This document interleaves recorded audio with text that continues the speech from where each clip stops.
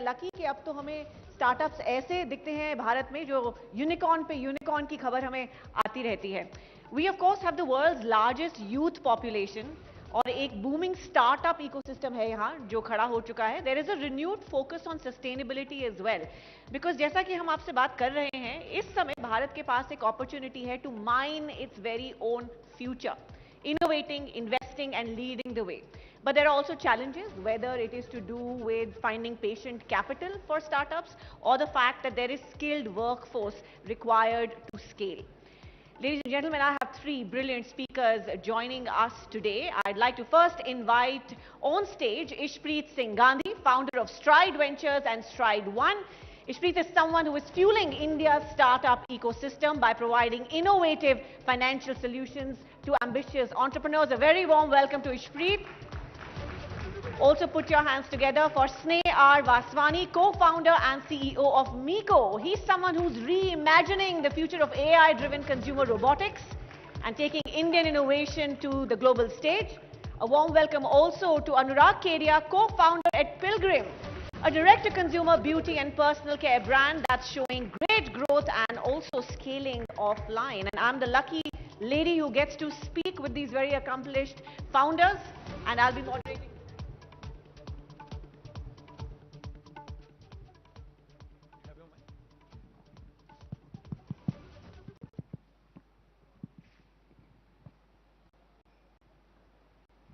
Welcome to the three of you once again. So, before we begin, I wanted to just put out some facts for our audience. The total valuation of Indian unicorns last year was hovering around $385 billion. That's larger than the GDP of some countries. Last I checked, there are 120 unicorns in India. And it is something that people take inspiration from. सबको लगता है कि हम भी एक शुरुआत करें और हम भी इतना बड़ा यूनिकॉर्न खड़ा कर सकते हैं. And hopefully you are on your way there, right? But idea तो सबके पास आते हैं, राइट? इस ऑडियंस में लोग बैठे हैं जो सोचते हैं दिन में 3-4 आइडिया आते हैं. But when do you know that an idea that you have is worth converting into a business and has the potential of reaching that unicorn status? Ishpreet, आपसे शुरुआत करेंगे. First of all, thank you ABP for calling us here and pleasure being on the stage. As you rightly mentioned, ideas kafi hai. India is full of ideas. We have large population, and at least at Stride we have seen 11,000 businesses. So we know that, for example, these two entrepreneurs whom we've been a part of the journey, they come from different sectors. तो हर एक sector में हर एक disruption का एक idea है, and Shark Tank and those initiators have already fueled it. I think most important thing is when you see at the idea, right, what kind of target market you are trying to capture, and then how you're planning to capture with what kind of people makes it unique. They work in certain sectors, and we have invested into over 200 businesses. All of them have come generically, say, around consumer, fintech, electric. So every industry, well, you see it being very general. When the way they go about the idea is very different. What kind of people they hire, what kind of execution capabilities they have. So I think it's the founder and the team around it which makes the idea unique. Right. Journalist idea to curated idea in order to make sure the successful businesses achieve what they achieve is the journey behind it. Absolutely. Because perceptionally it looks very rosy, that the idea to business and the unicorn numbers which you mentioned. Right. A lot of things which goes behind that unicorn. Absolutely. I think it's that element of saying that this idea, how I'll achieve this idea from stage 1 to 2 to 3 to 4, and that's how my journey will evolve, and I'll keep on executing with this elements of initiatives which I'll keep on doing at various stages, including getting right people, right processes. That's what make founders unique. I do want to talk about the right people, how you get them, but I want to move to Pilgrim first. हम देखते हैं कि एक crowded market है, पर आप एक ऐसा product लाते हैं जो अपने लिए बहुत एक space, unique space create कर देता है. ऐसा क्यों सोचा आपने? क्योंकि लोग सोचते हैं कि unique product आना चाहिए, but you entered a very difficult and a crowded market. So I want to understand why you did that. So Radhika, मेरा जो बैकग्राउंड रहा है 12-13 साल मैं ब्यूटी एंड वेलनेस इंडस्ट्री में ही रहा हूँ. मैंने स्पा, सैलून, आयुर्वेदा क्लिनिक काफ़ी साल 12-13 साल चलाए हैं, तो ये मार्केट की थोड़ी सी समझ थी। एंड जैसा कि इशप्रीत भी कह रहे थे, मेरा ये मानना है कि एग्जीक्यूशन ज़्यादा इंपॉर्टेंट है आइडिया से। आइडिया कई बार इवॉल्व होते हैं, चेंज होते हैं। जैसे आप काम करना चालू करते हैं, आप कंज्यूमर्स के साथ बात करते हैं, बाकी इंडस्ट्री एक्सपर्ट से बात करते हैं, लोगों से आजू बाजू में बात करते हैं, तो आपको बहुत सारी चीज़ें सीखने मिलती हैं।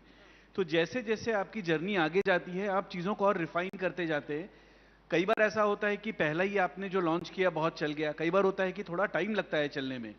पर जब तक ये एजिलिटी है, जब तक ये सीखने की चाह है कि हमें कुछ अच्छा करना है अपने कस्टमर्स के लिए, अपने कंज्यूमर्स के लिए, आई थिंक मौका बहुत मिलेगा। इसके पहले का जो पैनल था कि इंडिया का स्वर्णिम काल आ गया है, नहीं है, मेरा तो मानना है कि इससे अच्छा शायद समय किसी के लिए भी अपना बिजनेस करने के लिए आज से पहले नहीं था। एंड यदि आपके मन में थोड़ी भी चाह है कि अपना बिजनेस बनाना है, एंटरप्रेन्योर बनना है, तो स्पीड जैसे फंड चलाते हैं, वो डेट में भी सपोर्ट करते हैं, इक्विटी में भी करते हैं। बहुत सारे और अच्छे अच्छे थीमेटिक इन्वेस्टर्स हैं, जिस भी सेक्टर में आप करना चाहें। स्विमिंग सीखनी है तो पानी में कूद जाओ, बाहर से खड़े होकर स्विमिंग सीखना मुश्किल है, थोड़ी ठंड लगेगी, बट सीख ही जाएंगे, हाथ पैर मारेंगे। अभी इतना अच्छा माहौल इंडिया में बन रखा है, पिछले 15-20 साल में जो ग्रोथ आई है, मैं तो पर्सनली बहुत एक्साइटेड हूँ।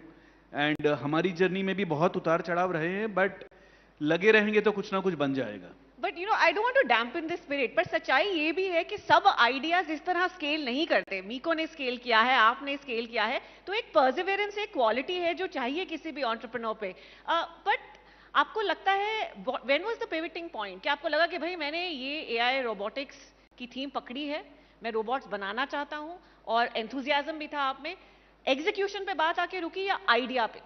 और परसिवियरेंस का रोल एक एंटरप्रेन्योर के लिए? Firstly thank you ABP. जहाँ तक हमारे जर्नी की बात आती है, पहले 2.5 साल जीरो रेवेन्यू, 23 प्रोडक्ट पायलट्स, 50,000 बच्चों के साथ, and incrementally the idea got better and better. We knew, हमें पता था प्रॉब्लम कहाँ है। पेरेंट्स से हम इतना इंटरेक्ट कर चुके थे, बच्चों से इतना इंटरेक्ट कर चुके थे, हम देख रहे थे सोशल इमोशनल वेलबींग बच्चों की कम होते जा रही है, इम्पेशंस बढ़ रहा है, दोनों पेरेंट्स काम करना चालू कर रहे हैं, कम टाइम मिलता है, बच्चे को कैसे हम एंगेज करें, एडुकेट करें, और पेरेंट्स को उनके मैट्रिक्स मिले। तो इस दौरान हमारा कस्टमर पेरेंट है, हमारा यूजर बच्चा है, तो उन दोनों को की रिक्वायरमेंट्स को एड्रेस करते हुए एक प्रोडक्ट प्लेटफॉर्म को इवॉल्व करते हुए बनाना, आई थिंक मीको की जर्नी, जैसी कंपनी ऐसी आप बोल नहीं सकते कि ऐसी कंपनी यूएस में है, जापान में है, तो हम इसको उठा के ऐसे कुछ हम कर रहे हैं, ऐसा कुछ नहीं है। तो मीको की जर्नी में हर पॉइंट, हम हर आगे अगले 2-3 सालों में जो भी हम प्लान कर रहे हैं, हम उसको डेटा के साथ, प्रीवियस इनसाइट्स के साथ हम लेके उसको आगे बढ़ रहे हैं, with full honesty, sincerity and resilience. That is the only way. I think idea beyond a point, खाली execution matter करता है. I just wanted to support Sneh, बड़ा modestly he has put across what he has done. But 2013 में IIT Bombay से pass out हुआ, 2015 you started, and for the first 2 years zero revenue. India में robot बना के last year इन्होंने 300 करोड़ की cell की है. Wonderful. So and he did it with 1/10 of his salary. जो लास्ट सैलरी छोड़ के गया था, उसके the salary which he was till 3 years back. I don't want to mention that even, but it was at 1/10 of his salary, 3 years, zero revenue. He could have gone back, said कि मैं job करूंगा, 4-5 करोड़ कमाऊंगा साल का, और professional career में रहूंगा. He was one of the resilient founders who was around saying कि मैं कोई करना है और ये करके रहूंगा. तो देखिए कितना बिलीव चाहिए आइडिया में. और एंड द फैक्ट दैट काफी एंटरप्रेन्योर्स ये भी कहते हैं कि पेशेंट कैपिटल मिलना मुश्किल है, जो लोग इंतजार करने के लिए रेडी हों. आपको वैसा सपोर्ट मिला है, ये अच्छी बात है. बट इसमें आपसे जानना चाहूंगी कि पेशेंट कैपिटल में आप कितना बिलीव करते हैं? You are someone who support startups from early stages, जैसे आपने मीको को सपोर्ट किया है फॉर एग्जाम्पल. काफी इन्वेस्टर्स नहीं करते. It's a time of quick returns. So patient capital की definition राधिका बड़ी varied है. Actually, I come from a small business background myself. When I entered the industry, because I am practically kind of a founder myself, so I relate with those challenges. तो हमें लगा कि debt की use case ज़्यादा है. जैसे Sneh sells lot of his robots in US. तो seasonal requirement होती है. तो सीजनल रिक्वायरमेंट में क्यों ये अपनी इक्विटी डाइल्यूशन करे, उनके लिए एक स्ट्रक्चर क्यों नहीं क्रिएट कर सकते जहाँ पे we do date when he requires and that season के अमेजोन को देना है, किसी क्लाइंट को देना है, 6 महीने लगेंगे, जनवरी बॉक्सिंग डे पे सेल होगी, जनवरी में पैसा आएगा. तो I think we tried understanding the use cases of businesses and I think that's where we found an opportunity कि patient capital is just a word, it's about founder capital. क्या उस बिजनेस को किस टाइप की capital चाहिए और वो capital आप दे सकते हो कि नहीं दे सकते. एंड वी ट्राइड कस्टमाइजिंग, फिर हमने डेट के साथ इक्विटी भी किया इस बिजनेस में. I think it's about understanding founder in their journey is what capital is. जो इन्वेस्टर वो समझता है और वो फाउंडर्स रेजिलिएंट फाउंडर है, उनको बैक करना है. I think whether it's 2-year investment or a 10-year investment, I'm sure in his cap table also there are a lot of investors जिनकी fund life खत्म हो गई, 5-7 साल का फंड था खत्म हो गया, बट उन्होंने कहा ये फाउंडर इतना अच्छा है कि मैं उसको नए फंड से भी बैक करूंगा. तो पेशेंस कैपिटल थी नहीं, वो बन गई. So it's about that journey of how an investor view as a founder. I think that's a great point. It's about the founder. Anurag, आपसे ये जानना चाहूंगी कि there are a lot of young entrepreneurs probably watching us. जब किसी investor को pitch करने जाएं, through your journey, what are some of the mistakes you made and you learned from? So, क्योंकि मैं तो इन्वेस्टर्स के साथ अब करीब 20 साल से काम कर रहा हूँ, तो बहुत सारी गलतियाँ की और बहुत सारी चीज़ें सीखी हैं.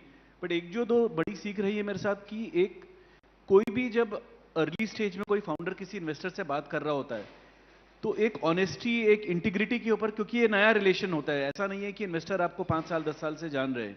तो सबसे पहले तो वो चाहते हैं कि यार ये आदमी ईमानदारी से बात कर रहा है क्या, बिजनेस में उतार चढ़ाव आएंगे, तो जब ऐसे मौके आते हैं तो क्या ये खराब news, will he share the bad news also with me, या वो छुपाने की कोशिश करेगा. तो एक वो ट्रांसपेरेंसी, ऑथेंटिसिटी, जो भी आप बोलना चाहें कि इस आदमी के ऊपर मैं भरोसा कर सकता हूं कि नहीं. तो एज अ फाउंडर बहुत जरूरी होता है कि कई बार हम अपना अच्छा इंप्रेशन डालने के चक्कर में कई बार चीजें कुछ छुपाने की कोशिश करते हैं, जो मेरा मानना है कि बहुत बैकफायर करती है. बहुत इंपॉर्टेंट है कि अच्छा बुरा जो भी है सामने आप रख दे. इन्वेस्टर्स भी सीजनड और मैच्योर हैं, उन्होंने भी लाइफ देखी हुई है, उन्हें पता है कि कुछ अच्छा होगा कुछ बुरा होगा. खासकर यदि आप अर्ली स्टेज फाउंडर हैं, तब तो हो ही नहीं सकता है कि बिजनेस में सारी चीजें अच्छी हों. तो इसमें जो भी अच्छा है बुरा है सब कुछ ओपनली बताना, बिजनेस में रिस्क क्या है, चैलेंजेस क्या है, अपॉर्चुनिटीज क्या है, सब कुछ एक ईमानदारी से सामने रख पाना. एंड जैसे जैसे बिजनेस प्रोग्रेस कर रहा है एक रेगुलर अपडेट देना, जो भी आप फ्रीक्वेंसी तय करते हैं कि भाई ये अच्छा हुआ है, ये बुरा हुआ है, हम ये चाहते हैं और इसमें आपकी मदद चाहिए. बिकॉज जब इन्वेस्टर आपके साथ जुड़ जाते हैं तो उनका भी स्किन इन द गेम है, वो भी चाहते हैं कि आप अच्छा करें. तो उनको आप बताएं कि क्या हमें मदद चाहिए अलग अलग चीजों के लिए. कभी हो सकता है इंट्रोडक्शन चाहिए हो, कभी हो सकता है किसी से हेल्प चाहिए हो कैपिटल के लिए, कभी हो सकता है बैंक लोन चाहिए हो, कभी हो सकता है मैन्युफैक्चरिंग में कुछ हेल्प चाहिए हो. So an open and honest relationship with your Yes, investors. yes. आपने अभी रिसेंटली एक राउंड क्लोज किया है फंडिंग का.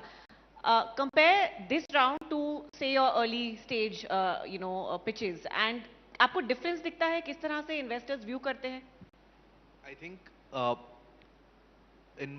हमारे अर्ली स्टेजेस में मैंने शायद 500 इन्वेस्टर्स को पिच किया होगा और ना सुना होगा. और उन्होंने बोला जब तुम्हारा रोबोट बन जाए तब बताना, जब पहला इनवॉइस रेस कर लोगे तब बात करते हैं. I'm sure people would have laughed on you. हाँ, अरे बहुत, मैं तो उन किस्सों पे तो जा भी नहीं रहा. एंड आप सुना सकते हैं वो किसे हमें. so but I think across every investor जो मीको में आए हैं आज तक, and I'll be very honest कि we probably एक फ्रंटियर टेक कंपनी, हम deep tech company, consumer tech company की जो ब्रांड भी है और बैक एंड टेक्नोलॉजी भी, हैवी टेक्नोलॉजी खुद का बना रहे हैं. ये डुअल कॉम्बिनेशन के समझने वाले बहुत कम इन्वेस्टर्स हैं और सारे हमारे कैप टेबल में थैंकफुली हैं अच्छे से. एंड इस पूरे जर्नी में हमें इक्विटी कम डेट, जो स्ट्राइड ने जिस तरीके से सपोर्ट किया है, एक कॉमन पैटर्न मैंने ऑब्जर्व किया है सभी इन्वेस्टर्स में. वो कॉमन पैटर्न यही रहा है कि वो सभी का प्रीवियसली कोई एंटरप्रेन्योरल कुछ एक बैकग्राउंड था जिससे वो रिलेट कर पाए थे कि हाँ ये इस रास्ते में जा रहे हैं. उन्होंने शायद पास्ट में कभी कोई बिजनेस रन किया है, they can relate to the challenges. जैसे इन्होंने थोड़ी देर पहले बताया था, मोस्ट वेंचर डेट फर्म्स अगर आप देखोगे, आपके पास बैंक में जितना कैश है उसका एक सर्टेन एक्सपोजर वो लेंगे and they will support you. उनकी भी एक risk planning and risk thesis रहती है. कोविड हुआ था and we had to scale up after 2021, 2022 में भी we had to scale up. Capital कम था हमारे पास and they immediately approved a 100 CR line to us क्योंकि सीजन आ रहा था, रिक्वायरमेंट थी, एंड आई एक्सप्लेन कि ये चैनल्स हैं, यहाँ यहाँ ऐसे सेल थ्रू होगा, इतना सेंसिटिविटी एनालिसिस प्लान किया. With in a matter of few days it was done, and we crossed through 2 seasons of growth primarily on debt with a very creative structuring of US requirement, India requirement. ये इतनी flexibility I think early stages में banks के through नहीं मिल पाती. So if you're investor and if you're investor आपके साथ समझ रहा है, he's been through that journeys of building a business themselves, that is the best investor to have. So in our journey हमने VC fund से equity लिया है. हमारे lending arm, they also Stride has also invested in equity in the company.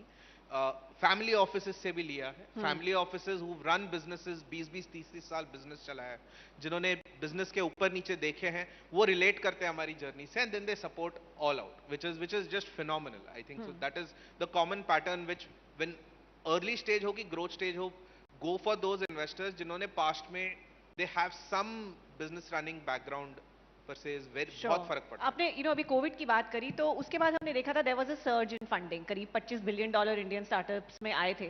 उसके अगले साल एक huge dip देखा 11 बिलियन, और अगर 2024 की बात करें तो 12 बिलियन, राइट? तो we are nowhere close to those 2022 levels.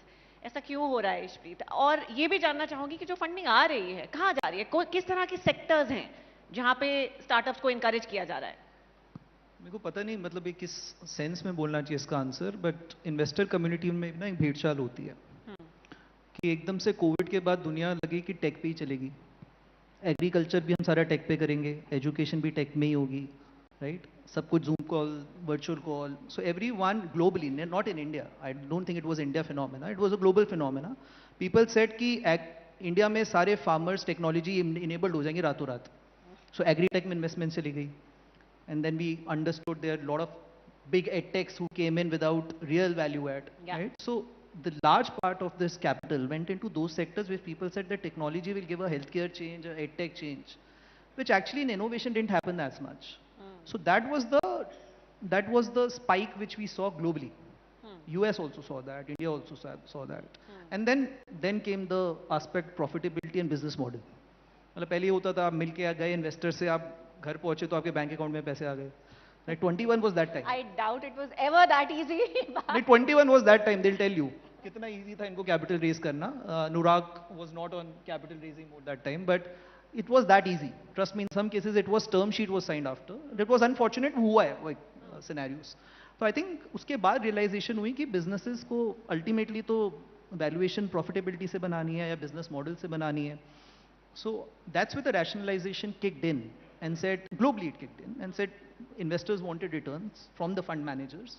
Luckily our structures were like that we were always very prudent कि we had to give debt, so our was quarterly cash flow out to investors. So we were always very particular about it, but at the same time slippages हुए तो हमें भी बड़ा cautious रहना पड़ा. So I think that was the pivotal moment. अब थोड़ी rationalization आ गई है, but I think we have reached a curve which is very very important for the industry. For example, when Anurag, the kind of business is built is purely on thought of profitability. A crowded space में जो आपने कहा, the way he has come out and built a business, Sneha has always thought about profitability. Profitability first, business model, proven approach, which should be thumb rule. Yes. Is come back in vogue, and that's how it's getting right. And there was a time when not profitable companies were listing and people were making a beeline. We've also seen that phase of Indian startups. अनुराग और स्नेह, आप दोनों manufacture कर रहे हैं India में, और जो इंडियन स्टार्टअप्स हैं उनके शोल्डर्स पे एक रिस्पॉन्सिबिलिटी है कि आप जॉब क्रिएशन करिए. Manufacturing is a way to do that, right? पर हम देखते हैं कि जो इन्वेस्टमेंट्स जा रही हैं वो शायद टेक्नोलॉजी की तरफ, जैसा उन्होंने भी कहा, जा रही हैं. तो आप दोनों से जानना चाहूंगी, आपसे पहले अनुराग, कि मैन्युफैक्चरिंग करते समय एज एन एंटरप्रेन्योर किस तरह की दिक्कतें आपको आई हैं, what can make it easier? So I think हमारी खुद की मैन्युफैक्चरिंग नहीं, हम करीब करीब 12 पार्टनर्स हैं जिनके साथ मैन्युफैक्चरिंग करते हैं. एंड हिस्टोरिकली ऐसा रहा है कि फार्मा में, ब्यूटी में काफ़ी सारी मैन्युफैक्चरिंग नॉर्थ में रही है, वहाँ पे टैक्स शॉप्स वगैरह रहे. तो ये tax sops at some point of time आने बंद हो गए, तो ये थोड़ा कॉन्सेंट्रेशन नॉर्थ में रहा है. तो एक गवर्नमेंट जो शायद थोड़ा सपोर्ट कर सकती है कि अभी भी बहुत पॉकेट्स है जहां पे कि और डेवलपमेंट हो सकता है मैन्युफैक्चरिंग के थ्रू। वहां पे यदि थोड़े टैक्स ऑफ दिए जाएं 5 साल 10 साल के, बहुत लॉन्ग टर्म की जरूरत नहीं है, तो वहां पे बहुत डेवलपमेंट हो सकता है। मैन्युफैक्चरिंग एक्चुअली क्योंकि सेक्सी नहीं है, बहुत लोग ग्लैमरस नहीं है, बहुत लोग बात नहीं करते हैं इस बारे में, कैपिटल रेस काफी हुआ है इसमें। एंड इनफैक्ट आप स्पेशलिटी केमिकल्स, बिकॉज हम लोग दो तरीके के प्रोडक्ट्स में यूज रॉ मटेरियल यूज करते हैं। एक है कमोडिटी, जैसे डिस्टिल्ड वाटर है, ग्लीसरीन है, ऑयल्स हैं, बटर्स हैं, लेकिन एक्टिव इंग्रेडिएंट्स जिसको स्पेशलिटी केमिकल्स बोलते हैं जी। बहुत सारी हमने कंपनीज लिस्ट होते हुए देखी है, फंड होते हुए देखी है, बहुत अच्छे मल्टीपल्स पे फंड होते हुए देखी है। तो मुझे नहीं लगता है कि इस तरीके के काम में कभी भी फंडिंग की कमी रही है। एक और जो आई थिंक मुझे थोड़ी सी कमी इंडिया में लगती है कि स्पेशलिटी केमिकल्स पे और बहुत काम हो सकता है। अभी भी हम लोग जैसे ब्यूटी इंडस्ट्री में काफी डिपेंड करते हैं कि जो हमारे एक्टिव इंग्रेडिएंट्स हैं वो यूरोप से, बाकी कंट्रीज से, बाहर से हम इंपोर्ट कर रहे हैं, बिकॉज या तो वहां की प्रोप्राइटरी टेक्नोलॉजी है या वो क्वालिटी का प्रोडक्शन इंडिया में नहीं हो रहा है। जबकि जो कमोडिटाइज्ड इंग्रेडिएंट्स हम इंडिया से खरीद रहे हैं, तो यदि ये एक्टिव इंग्रेडिएंट्स की डिस्कवरी भी इंडिया में हो सके, रियल वैल्यू क्रिएशन वहां पे है, तो थोड़ा शायद गवर्नमेंट को यहाँ पे सपोर्ट करना पड़ेगा R&D इन्वेस्टमेंट्स में। हमारे सेक्टर में, फार्मा में बहुत सारा इसमें अपॉर्चुनिटी है कि ये नॉर्थ में तो बहुत अच्छा इकोसिस्टम डेवलप हो गया, बाकी पार्ट्स ऑफ द कंट्री में भी हो पाए, R&D में थोड़ा सा सपोर्ट मिलेगा तो इसका फायदा देश को बहुत कुछ मिलने का चांसेस है। स्नेह, आप क्या कहेंगे मैन्युफैक्चरिंग के बारे में? तो मैंने 2015 में हमने चालू किया था, और हमने जनवरी 2015 में मीको चालू किया था, एंड तब मैन्युफैक्चरिंग के policies and opening up manufacturing in India का पहला कदम इंडियन गवर्नमेंट ने स्टार्ट किया था उस टाइम पे। तो टॉप लेवल सेंटर से डायरेक्शंस क्लियर थे, this is where we are headed to. Ground level पे manufacturers still had to open up their shop and उनको चालू करना था, दैट फेज। सो पिछले 10 साल में जो मैंने ट्रांजिशन देखा है in the way things have moved, अब 2016 में हमें किसी भी एस्टैब्लिश मैन्युफैक्चरर ने मना कर दिया था कि नहीं हो पाएगा, एंड अभी I think I have absolutely no suggestions to the government on this. They've done a phenomenal job of setting up the ecosystem, खोल के रख दिया है पूरा इकोसिस्टम। अब खाली हम सब के ऊपर है मेहनत करके अपना काम करके आगे बढ़ो। It is about the mindset, it is about the people.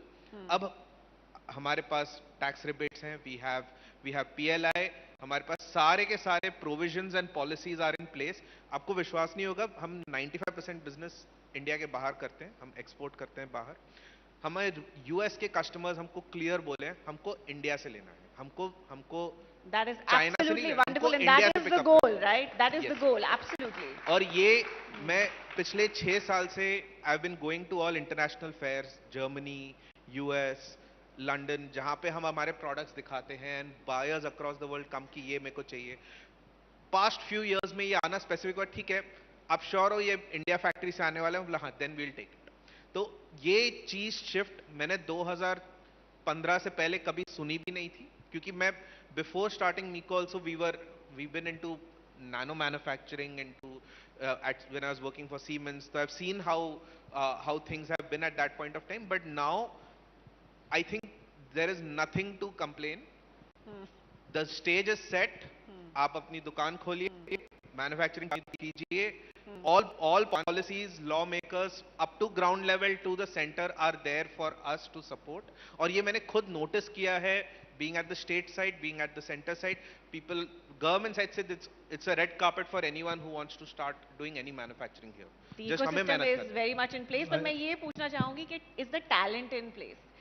Before I come to that, I think I'll echo his thoughts. अगर कोई इधर स्टार्टअप चालू करना चाहता है, हमने अभी DPIIT के साथ एक एग्रीमेंट साइन किया है. We were today in the morning talking about some Maharashtra innovation with the government. I think it's the best time. Startups and startup concentration in India is amazing. Yeah. Government really wants to make it happen. और enablements आए हैं. And he's met all the ministers also to get things done. I remember he's going and meeting all the people, making them understand product ले जाके. So I think there's a So really that good kind time. of access and approachability is Absolutely. now there, and that's wonderful. So you can literally email any officer or minister in any ministry and जाके आप अपना what are we at the scale जो हम कर रहे हैं बहुत छोटी कंपनी है, for a minister's attention or a secretary level's attention you can go and explain कि ये challenge है, they will listen and they will do their best to sort. और क्या expect कर सकते हो? That is इससे better wonderful. क्या कर सकते हो? Startup India, Mudra loans, ये सब पहले And हुई it's हैं, real. बिल्कुल. It's real. Sometimes That's good it's to hear. really making an effect in order to make sure it's embracing the society well. On talent, I think talent में भी Radhika availability की तो कमी नहीं है इंडिया में. पर स्किल टैलेंट की बात होती है ना. वो डिपेंड करता है फाउंडर पे. देखिए क्यों? क्योंकि आई थिंक दो फंक्शंस बड़े अंडर द रडार रहे हैं फाउंडर के लिए, स्टार्टअप के लिए, फाइनेंस और HR. Generally, if you see most of the businesses who have done well in India are the founders who have concentrated on HR and finance well. क्योंकि team management, मतलब it sounds very basic. I learned a lot of things from Shumantu here sitting. We were talking about the other things. But team management is so is spoken about कि ज़रूरी होता है. But it's not. A lot of people as founders are not able to relate with people. उनको लगता है हमें product पता है, हमें पता है कैसे करना है, तुम चलो हमारे साथ, बट कोई गाइडेंस नहीं है, कोई टाइम स्पेंड नहीं कर रहे. The reason why they're successful, they have thought through their management. His co-founders have been co-founders since day one.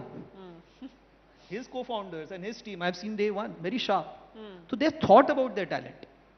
तो talent है और skill talent भी available हो जाएगा अगर founder अच्छी तरह से communicate करे क्या चाहिए और किस time पे चाहिए. Wonderful. We have to close the session now. एक लाइन में आप लोगों से जानना चाहूंगी your idea of India as an entrepreneur. I think जैसे मैंने पहले भी कहा, हम स्वर्णिम काल में हैं. मैं बहुत ही एक्साइटेड हूँ. जो हो रहा है बस वही करते रहना है हम सबको, एंड ज़्यादा से ज़्यादा लाखों करोड़ों एंटरप्रेन्योर बने, उससे बहुत फायदा हमारे देश को होगा. एंड ये ऑलरेडी बदलाव मैं तो बहुत अच्छे से देख रहा हूँ, एंड मैं बहुत एक्साइटेड हूँ अगले 10, 20, 30 साल को लेकर.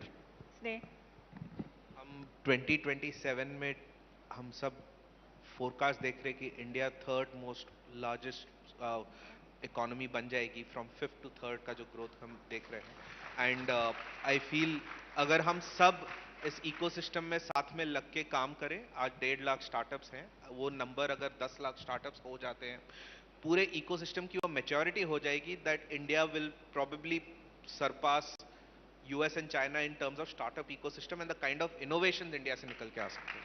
Wonderful. Final word to you, Ishpreet. Idea of India. Idea of India, मैं आपको ये एक the bottom line at our end is कि हमने आखिरी 6-7 साल में कुछ 8-10 हज़ार करोड़ कमिट किए हैं, 10,000 करोड़ के आसपास. हम हर साल 8-10 हज़ार करोड़ कमिट करना चाहते हैं, and that's the thought lot of investors carry. So investors are ready, ecosystem is ready, government is ready to support. Best time to start the business in India. That's about it. The best time is now. Yes. Thank you so much, the three of you, for joining us and taking us through your journeys. I'd like to request Sumanta Datta, our CEO, to please join us and felicitate our wonderful guests, and also requesting Dr. Rajiv Gupta, Director Marketing, Sharda University. If you're in the hall, sir, please join us in this felicitation ceremony.